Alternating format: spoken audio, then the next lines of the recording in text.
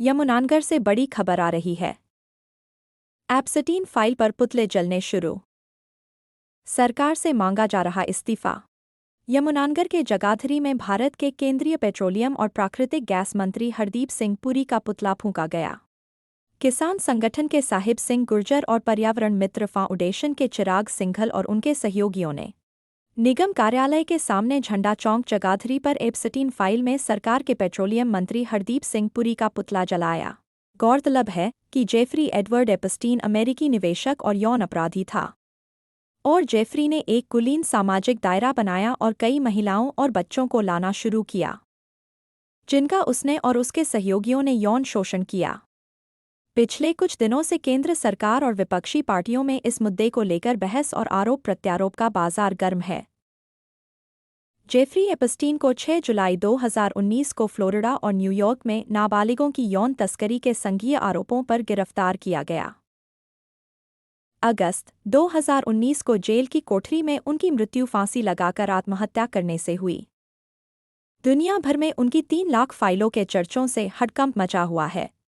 इस मौके पर किसान यूनियन के साहिब सिंह गुर्जर और कृपाल सिंह गिल, चिराग सिंघल आदि ने पुतला जलाते हुए जमकर नारेबाजी की और जेफरी एप्स्टीन के साथ सरकार के संबंधों को देश का दुर्भाग्य बताया।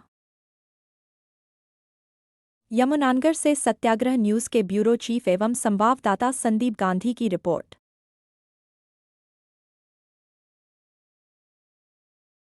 क्यों नहीं मांगा गया? सरकार चुप क्यों है इस मुद्दे पे? पेट्रोलियम मिनिस्टर बना के उसको एक अच्छी पोस्ट दी हुई है, आईएफएस अफसर पहले रह चुका है। तो भारत की साख लगातार गिरती जा रही है ऐसे मुद्दों को लेकर।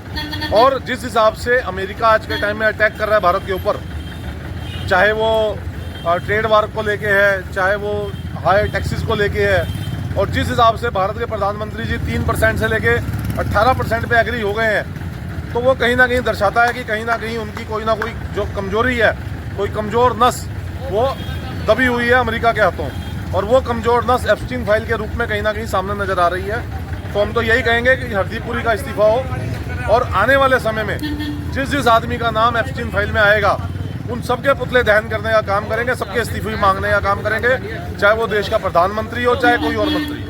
धन्यवाद।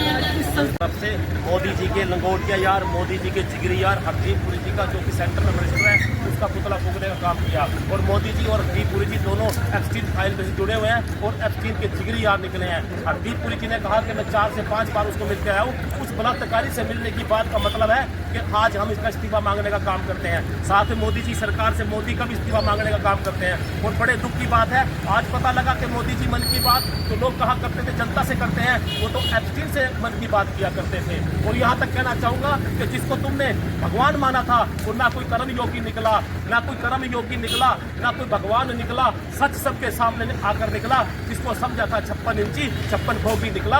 अरे वो 56 भोगी निकला, बेचकर अपना ईमान ईरान में नाच कर आया और बेचकर किसान अमेरिका में नाक रगड़ कर आया। जिसको समझा नायक वो नायक नहीं रहा, दुश्मन को लाल आग दिखाने वाला आज जनता से आंख मिलाने लायक नहीं रहा। और कहना चाहूंगा भारतीय जनता पार्टी के लोगों हमारे साथ जुड़े और इस्तीफा मांगने का काम करें। बहुत शर्मिंदा है कि जहां एक तरफ आरएसएस के 100 साल का स्वर्ण युग का साल चल रहा हो, और वहां आज उसी की सरकार, जो आज गुरुजी ने फैसला और सपना देखा था 100 साल पहले गोलकुंवर जी ने, कि हम भारत में ऐसी सरकार बनाएंगे जो मर्यादाओं पे टिकी होगी, जो संस्कृति से जुड़ी होगी। लेकिन उन्होंने कभी ऐसा नहीं सोचा होगा कि वो सरकार बनेगी हिंद की सरकार, जिसका मंत्री, जिसका प्रधानमंत्री के संबंध 13-13 साल की मासूम बच्चियों के साथ शारीरिक शोषण करने वाले जेफरी के साथ होंगे।